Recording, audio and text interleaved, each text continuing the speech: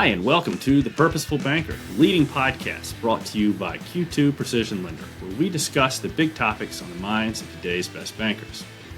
I'm not Alex Abbott. I'm actually Jim Young, Senior Content Strategist at Q2, and some of you may remember me from previous Purposeful Banker podcasts. Before your mind goes there, no, I have not staged a coup. I'm just filling in for a few episodes to give Alex a well-deserved break.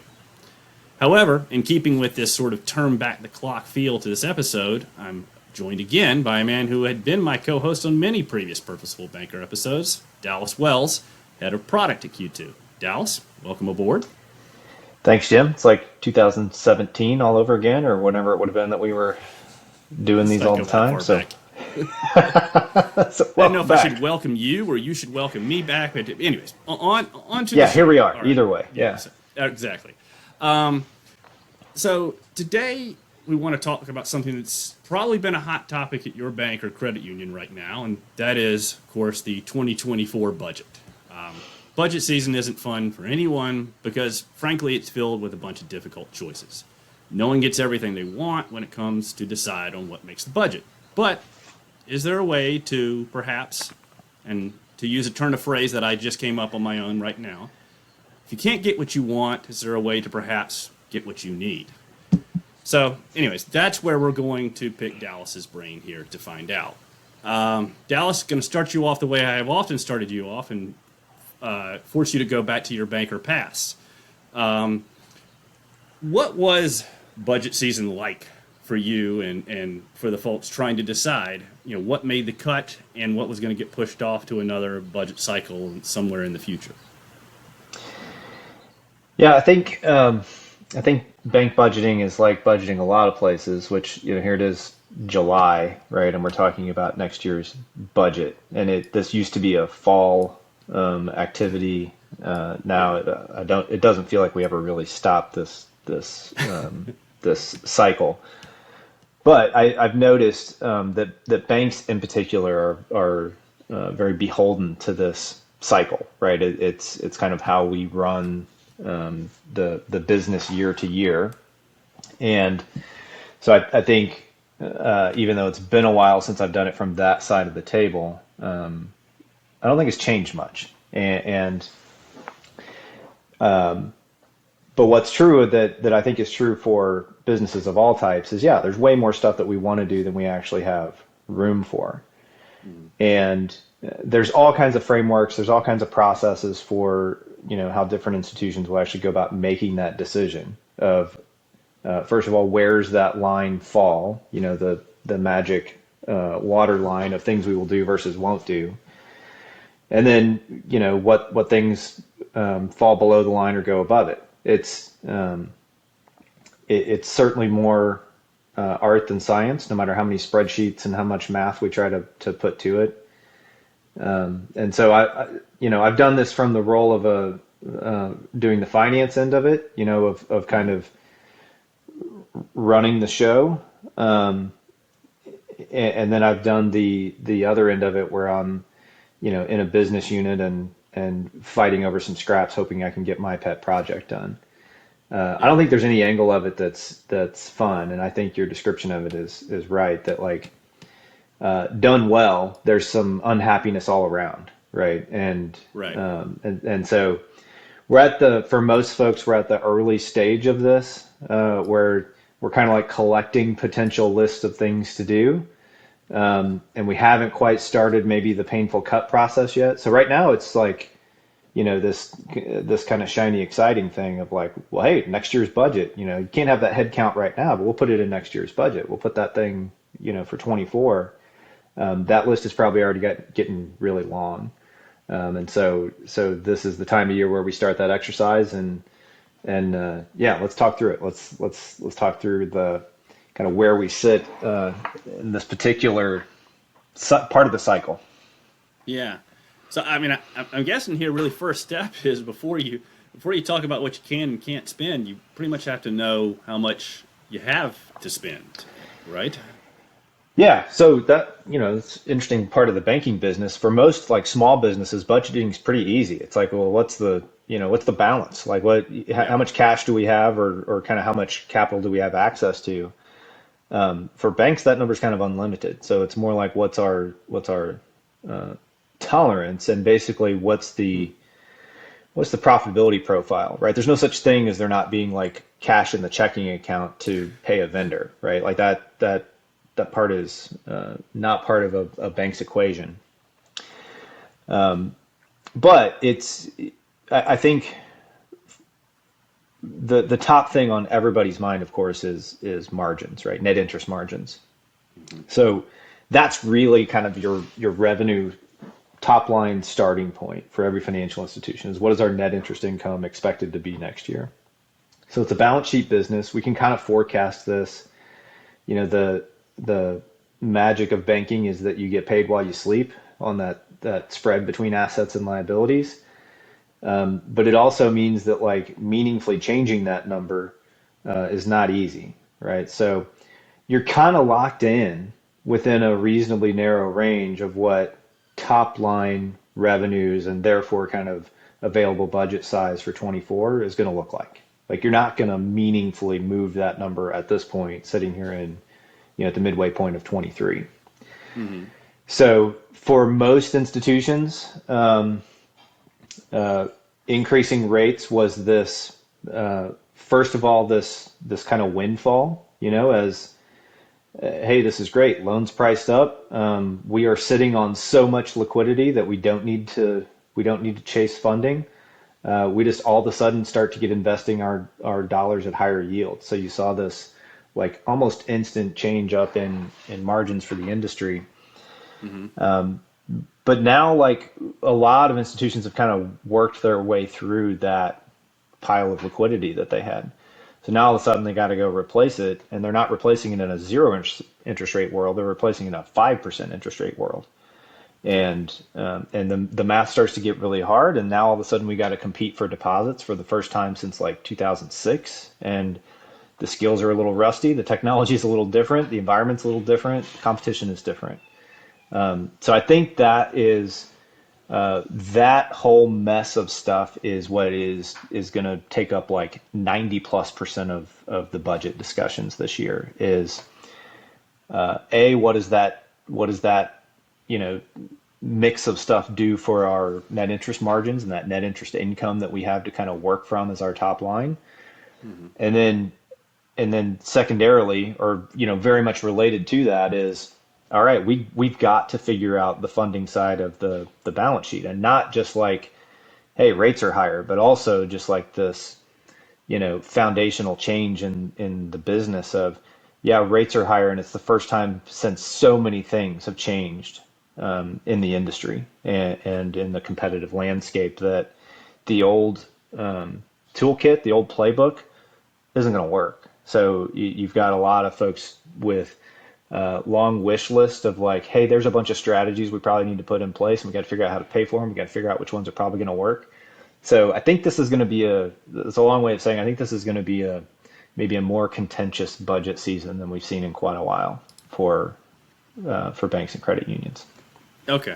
All right. So, but before we get sort of into the specifics of this specific budget season, I want to back out a little bit on let's assume you're a bank somewhere in the middle here. You're not going to be, putting, company cars for everyone into the budget. But you Yeah. feel confident that you will be able to keep your lights on, next season. You're like everyone else in that middle ground. You touched on this a little bit, but sort of when you're starting with the decision making process here, business objectives. Sort of, can you take me through sort of Yeah. what that initial part of that is? Yeah. So this will be,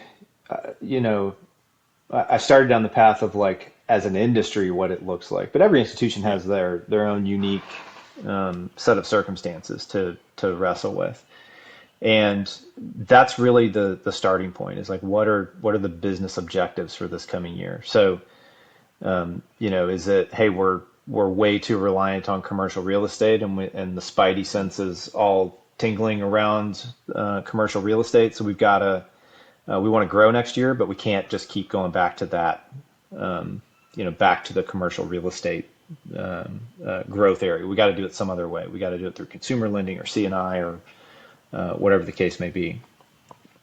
So it is whatever the unique circumstances and challenges are. So it could be funding, it could be where does asset growth come from, it could be that like fee income has continued to dwindle and we don't have a what's up next, after NSF income and interchange income, and those things have kind of been chipped away at over the last decade at this point. What's next? Especially for like a community institution, like what's our actual realistic, pragmatic way to go drive some fee income.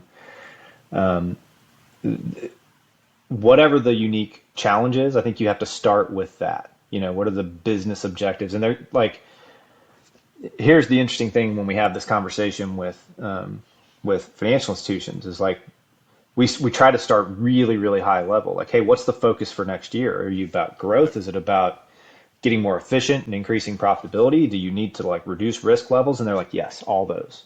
It's like, no, that's not a strategy, right? And is not a strategy. Strategy is about focus, and strategy is about, well, hey, we need to improve profitability, and we know that to trade that, we may have to give up some growth, or we may have to take on some risk, right? We may actually have to be willing to, because there's no such thing as more income and less risk and more growth. Like that just, that's not realistic. So I think that's the first and maybe the most painful step is deciding where the focus is going to be and what business challenges are the ones we're going to tackle for next year. And so it doesn't mean that like everything else is forever a no. It just means like not right now. It's not the most pressing need. So you kind of got to force rank those challenges to go solve. Then the next step gets easier where you start to match those up with potential solutions and kind of in the product sense of thinking about it, like what are the bets that we're making to go solve that business challenge. But the first step is maybe the one that I see banks and credit unions struggling with the most is like getting aligned on that of like this is the number one thing for next year, even if we have to say no to some other things. And instead it's like, well, let's just do a little bit of everything. Okay. All right.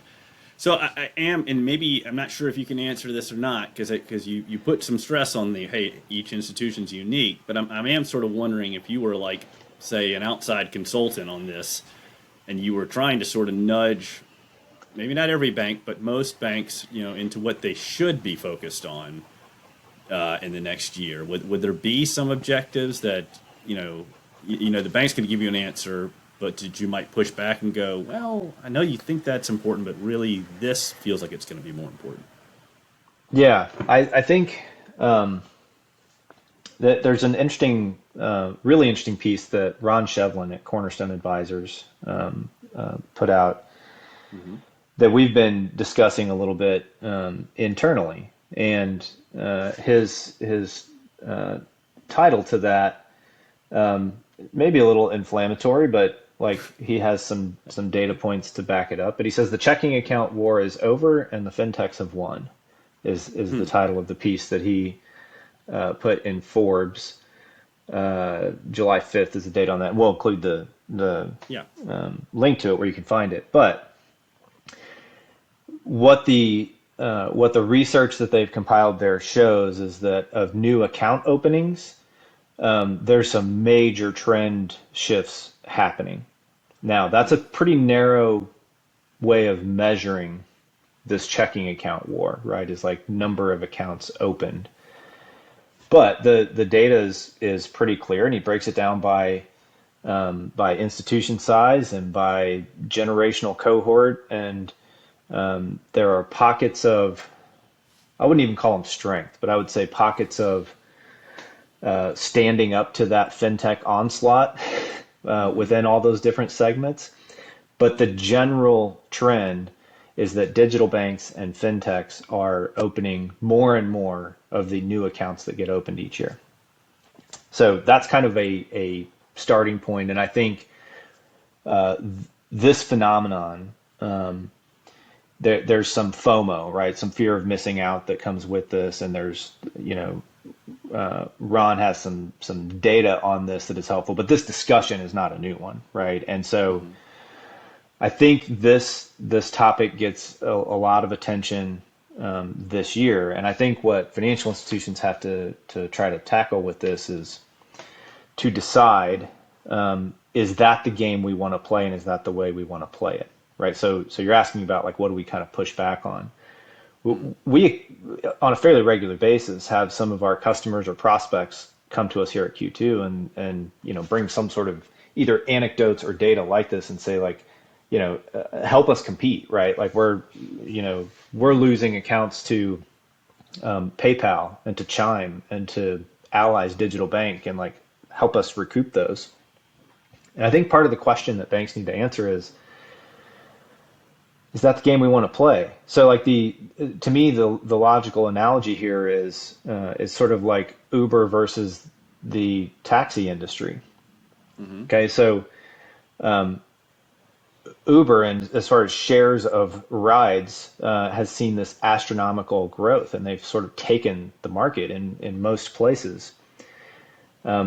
They also still lose billions of dollars per year and really don't have a path to ever recouping the cumulative, losses to this point. So they've taken like this giant pile of cheap venture funding and set it on fire.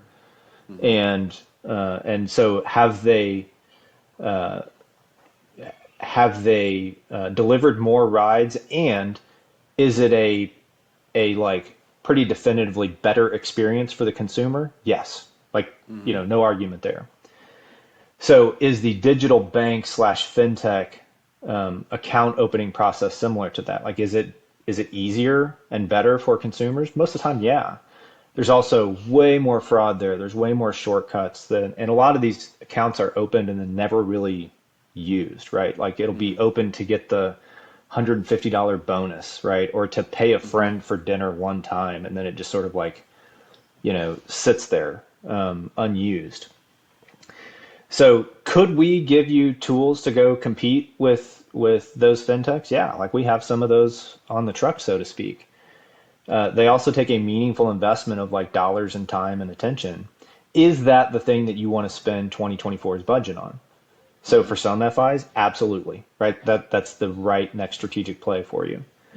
But it's not an across the board magic answer. And especially if that's the way you're measuring that success, it's like, hey, we need more checking accounts. Well, do you need more like $150 checking accounts that aren't the primary account, don't have a lot of transactions? Your acquisition cost is super high, your fraud losses are super high. Is that what you want? Maybe not, right? So I think it's again about like you have to turn down the noise a little bit and be willing to look at where's your business, and again back to those business objectives. Okay, we need funding. Well, is that going to come through retail accounts where you're competing against Chime? Maybe not. Can you do small business and compete that way, and because you want to drive fee income and you feel like there's a path to C&I lending there instead of the CRE stuff?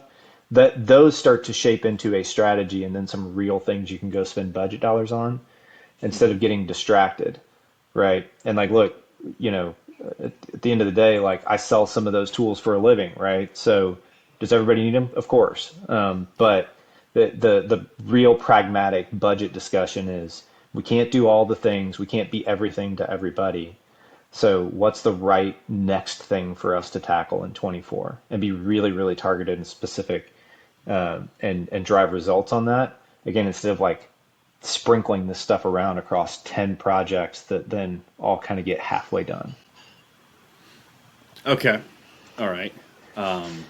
And you're doing an excellent job of refusing to let me put you into a particular square. I've learned how to play that sort of game. things. Yeah. Really doing a great. You ain't got a future in consulting, actually. Is this?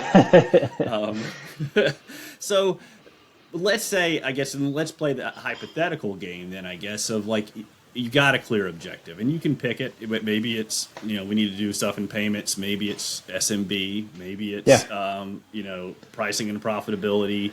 One of those ranges sort of, you got a clear objective. What about the next step of like, all right, this is the objective now, like what's the concrete thing that we're not putting a budget line that just says SMB or price and profitability. How do we sort of go from there to actual concrete solutions? Yeah. So I think that's where you go back to then that, again, the terminology I use for it is the bets, right?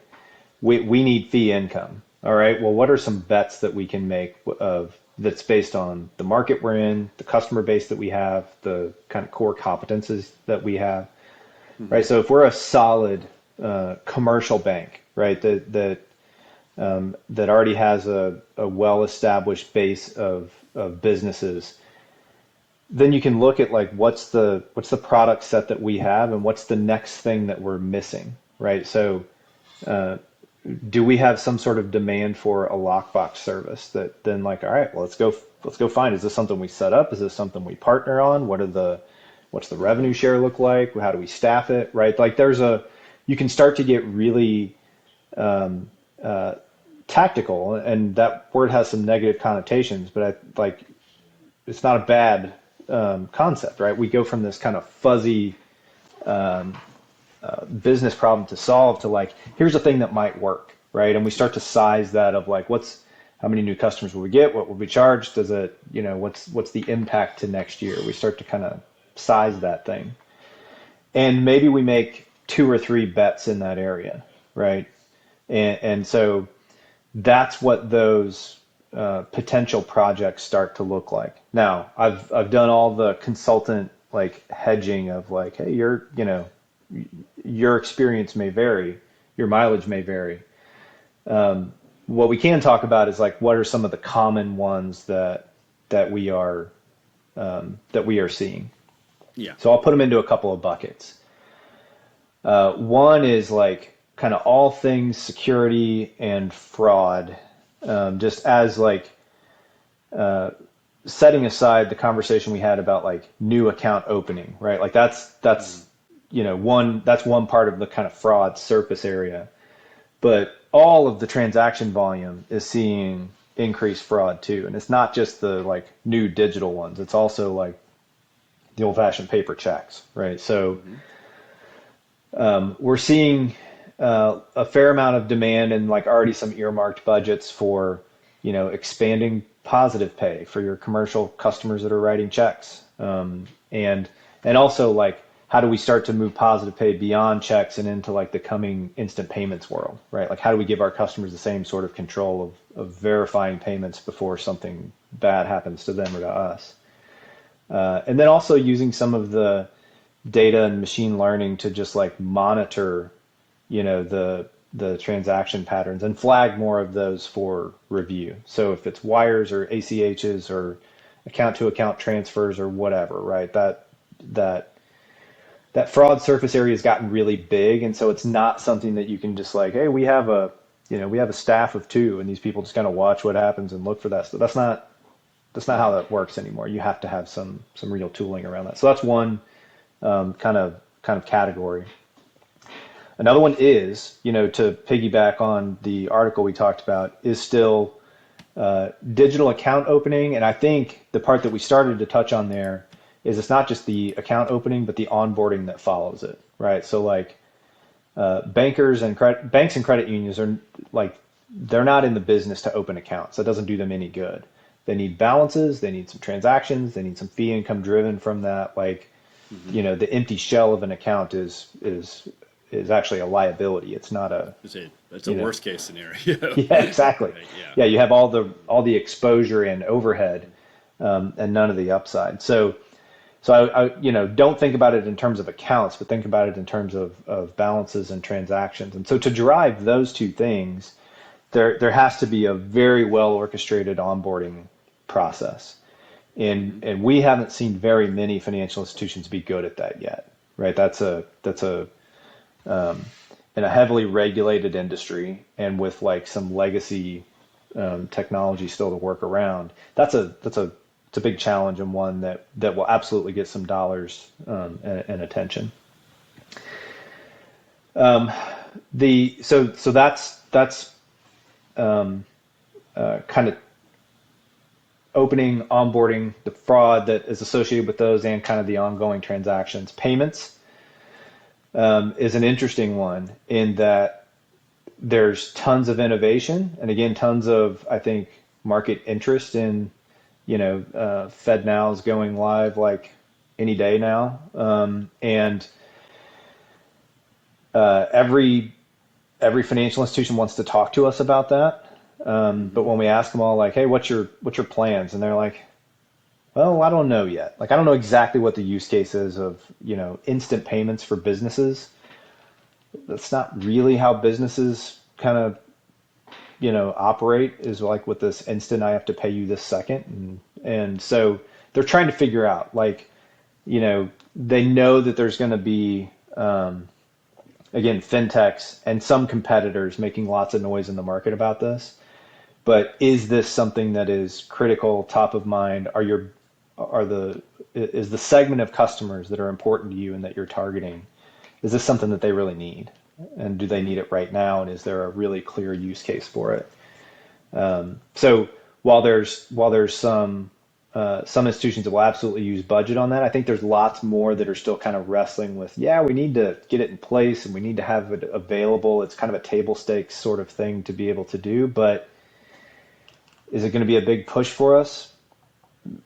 Maybe not. Maybe we'll kind of wait and see. It's that fast follower approach. I think most institutions are kind of looking for, let's see somebody get traction. Let's see Yeah. this turn into like a real business, and then we'll follow along, because following along, frankly, is not going to be that hard. You're going to have lots of choices, lots of ways to go about doing that, and it's using largely the same rails that we've already been using. Like, you're going to be, fine to be able to kind of click this stuff in place when you feel like you're ready.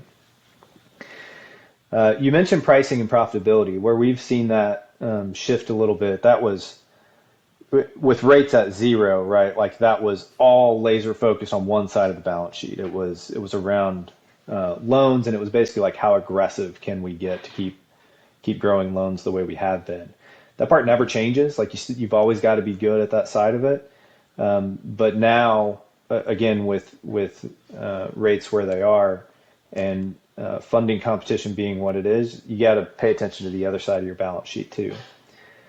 So we're seeing deposit pricing, and both kind of the traditional, like, where do you price your retail 12-month CD? Like, those muscles have atrophied, and Hmm. institutions are figuring that out.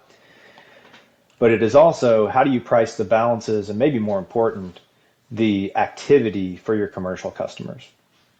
That the competition there really comes down to two things. It is, do you have the feature set to compete, right? Do you have the tooling and all the payment channels and basically the ability to kind of manage receivables and payables for your business customers? And are you paying a reasonable amount on whatever excess, balances are going to accumulate there? Those are your two levers that are now all of a sudden really impactful. And that interest expense line item, which was always like, banks knew it, like, that's our biggest expense item and we have to manage it well. Well, it went to not being the biggest expense item. And so I think it was a thing that, like, some old school bankers used to kind of manage with, mostly with wet fingers to the wind, and a little bit of just, like, calculating some, like, what's the blended mix cost if we, cannibalize some of our deposits but raise new money with this. Those really simplistic approaches are not going to cut it in this environment, and with the new, I guess I would say, mobility of money and of accounts. Like, you got to do better than that, and you've got some really sophisticated customers there that are going to require that you do so. So that's probably the other bucket where we're seeing a fair bit of activity that's a little new and different. Um, Hmm. and then last one I'll put out there. Nobody knows what to do with this one yet either, but they're thinking about the whole generative AI. How do we maybe use chatbots? How do we provide some better service? Maybe it's tooling for our employees, to do customer service or answer support calls or whatever. Is there something that we should be doing there? And I think the smart play that a lot of institutions are doing is they're not rushing out to, like, have have Chat GPT all of a sudden riding shotgun with your customers on everything they do within your app, right? That's they're not going there yet, but they're seeing that, all right, we gotta actually finally invest in some data infrastructure. Like pulling this stuff out of our legacy core system is, first of all, doesn't work, and second of all, they're charging tolls there that make this like economically not viable, right? So we've got to come up with a different answer. So we're seeing some investments in data infrastructure, that we saw some early pushes on over the last several years. Larger institutions were doing it, and then there was pockets of banks and credit unions that if they had the expertise internally, they were moving that direction, creating data lakes, and again putting some structure to that data and a layer that they could access it and make use of it, that was not trying to query a COBOL based core system that wasn't designed for that. So that's the other, and so we get lots of questions of like, hey, we're tiptoeing into this, and like, what's that mean for how we interact with digital banking, or how we interact with account opening tools? Like, now all of a sudden, instead of us just like painfully extracting that stuff out of a core and then trying to jam new stuff back in this expensive and painful for everyone process, we're going to move it to like these modern cloud-based, typically data environments. But it's still a project, and it still like takes meaningful resources to kind of lift and shift those things. So that, like, already I've listed more things than any FI should be tackling. Yeah. So that kind of gives you an idea of like, how many are out there, but those are the ones that we're seeing that are really common, that we're having at least the most early conversations about. All right. So sort of moving toward the end game here with this, though. I mean, you've given us a lot of stuff that banks are, and you've used the phrase thinking about a lot. Yeah. But budget season, it requires to actual commit dollars and make a decision on, sort of thing. And you hear the conversation a lot. A lot of things you described are things that banks, it's not like they're without it. They just have things that could be better.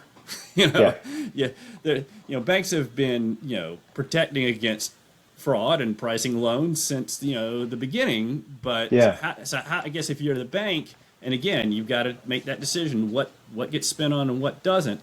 How are you sort of, and maybe if you want to maybe use pricing and profitability as the case study or example, like, how do you decide, okay, now this has gone from my 1975 Datsun can get me from point A to point B, but maybe it's time that I buy, maybe not a Lamborghini, but a hybrid at this point in my life. But that's going to cost me, a lot more. Maybe not a lot more, but it's going to cost me significantly more money. So, how in this decision-making process, how do you decide where we got to figure out what makes the cut, and we got to figure out what's gone from, would be nice to have to gotta have. And again, if you want to use whichever one of those, but I threw out pricing and profitability. Yeah. So here's what I think has maybe started to shift about that calculus. So this always sounded a little, to me, a little demeaning towards bankers, but you would hear a lot of folks, pushing them to like, look, you gotta have real tangible ROI on these things. Like, you gotta have some path to payback. And that got preached because there was, and this wasn't unique to banking, right? This was across our economy. Through a zero interest rate world, there's lots of things that like can make sense mathematically that don't make sense now, right? When the cost of capital is basically zero, you can take some flyers. So you could do some projects that it's like, well, it feels like we kind of got to do this, and it's like, well, what's the payback? Oh, we can never make this money back, right? Like, this is a we saw some projects, and I won't name names. I won't even say a category, but like we saw some projects where, we would kind of get the whisper off to the side. They're like, including like consultants and implementation time and spinning up a team in India, we're $40 million into this thing. And like, or we're $80 million into this thing, and we can like that we can never make that back. It just felt like we had to do it. I think the knife gets a little sharper on that at this point. Like there's less room for flyers. There's less room for, someday this will work out and like digital transformation for the sake of it being digital. Instead, it's like, no, there has to be a real use case. Like if filling out the paper form works because we only do that 5 times a month, like let's not spend millions of dollars to digitize that process when the penny that we save on it never pays back, the what we put into it. So it just becomes a little more critical that we have a path to payback of some kind. And there's lots of ways to get paid back. It can be revenue, it can be cost, it can be, lots of different things. But the real bottleneck is not even budget dollars now. That's not what becomes the constraint. And instead, I think the constraint needs to be like, how many of these can we digest at one time? So there's a skill set to putting in something new, whether it's new technology or a new process or a new business line or a new product, like whatever that thing is. This is not just a technology view of it, but change, right? And that's really what budgets are about. Is it's like, what's the new thing that we're doing, or what's the different thing that we're doing? It takes certain skill set. It takes certain kinds of people in the organization to make those things happen. You have to retrain employees. You have to retrain customers and users in some cases. These things are like, even if they're free, they have a real significant organizational cost. And so the check that you write to the vendor is just one variable there, and it's not the biggest variable. That's the one everybody gets laser focused on. It's sort of like the price of gas gets outsized attention because they put it on, 10-story, 30-foot tall letters that you can see from the interstate. That's sort of the cost of a new software or a new platform. We're paying this much per user per month. Okay, but like what's all the other really opportunity cost, right? Like what's the things that you can't do because you're doing this instead? So that I think becomes the decision criteria is what are the most critical business objectives? What are the potential bets that we could make to solve that? And then of those bets, which ones can we kind of get like some sort of effort and likelihood of success, magic mixture that looks right. And again, that's where you get to the art and not the science. Like you can run out all the math on those, but it is not just a spreadsheet exercise. Some of it is just the through experience and again the right kind of skill sets in the institution of can we get these done and get these done well, and can we do 3 of these, or can we do 6, or can we do 1? Some honest assessments of that that gets you to your final. These are the projects, right, that we are capable of pulling off together. And so therefore we will write all the checks, direct and indirect, that we have to write to make that happen. Okay. I'm going to throw this one in because I think you answered it, but I want to make sure that I understood it, which was sort of within that is there a sort of also a delta between this is something and you kind of mentioned it with the example of we're not going to digitize something for five customers that use paper, but like what's the delta between what we have right now and what we could have if we spend on this sort of part? Yeah, it's basically like how much improvement do we see, right? And if it's this there, so I think what you're describing there is there's a materiality threshold, and that's another one that will be different for every so for a a community bank or a small local credit union, like, hey, if we do this, it's gonna be some hard work, but we're gonna save $25,000 a year. Okay, like that may be a no-brainer for you. If you're a $20 billion bank that's got some, maybe some things on fire and some burning platforms, and you could do that same thing and save 25 or $250,000. You're like, you know what? There's not enough materiality to that. It doesn't move the needle enough for us for that to use up some of our, again, that precious time and attention, not just the check to write, but if we're watching that ball, we're not watching all the other balls that we have in the air. So yeah, there's absolutely some threshold there. Only each organization has to kind of define that for themselves. But I think what you're describing and what you really get to is of this list of potential things. And so, like, I describe them as, here's some things that we hear folks thinking about. Yeah. Which of those are gotta haves and which of those are nice to haves, right? So there's way more good ideas than we have the ability to actually get done, right? That's like what I do for a living, is look at the 1,000 things we'd love to do and try to pick the 10 that we can really get done. Right. That's the same everywhere, and budget season, I think, is where that comes acutely into focus. You're going to hear lots of pitches from inside and outside your walls about, these are great ideas. It's going to make us X dollars. It's not that hard. We can afford it. But you can't afford all of them. So that's what this process is. And I think that's where the most important part is to just have that really, like, the self-awareness and that clear-eyed assessment of, like, where are we really?